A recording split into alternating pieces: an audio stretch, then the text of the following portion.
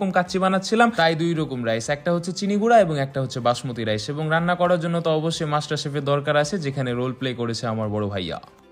দেন এইভাবে গরম টকবকে পানির মধ্যে 10-15 মিনিট রাখার পরে সুন্দর করে বালতি ভর্তি করে সে সকল চালগুলোকে নিয়ে এসে ঢেলে দেওয়া হলো এই সকল ঝাঁকার মাঝে পানি ছাকার জন্য। এবং পানি ছাকা শেষ হয়ে যাওয়ার পরে সে রাইসগুলোকে একদম মাংসের উপরে সুন্দরভাবে ঢেলে দেওয়া হলো এবং পরবর্তীতে চামচ দিয়ে সেই সকলগুলোকে একদম সুন্দরভাবে সাইজ করে রেখে দেওয়া হলো। এবং শেষমেশ যে মিশ্রণটা আমরা এখানে মিক্স করতেছি সেইটা হচ্ছে দুধ এবং গাওয়া ঘিয়ের মিশ্রণ। এবং এই মিশ্রণটা থেকে যে কি স্মেল আসতেছিল সেটা আপনাদেরকে আমি বলে বোঝাতে পারবো না। দেন যাই হোক, ওস্তাদ সম্পূর্ণ মিশ্রণটা একদম 2 হাঁড়ির মধ্যে সুন্দরভাবে উপরে প্রলেপ হিসাবে ঢেলে দিল এবং আমি এবং আমার ভাইয়া দুইজনে হালকা পাতলা একটু হেল্প করে সেটাকে আখার উপরে চলাই দিলাম। দেন নিচে টুকটুক করে জাল জ্বলতে থাকলো এবং সম্পূর্ণ মুখ মেরে দিয়ে এটা ঢেকে দেওয়া হলো সম্পূর্ণ প্রায় 1 ঘন্টা মতো।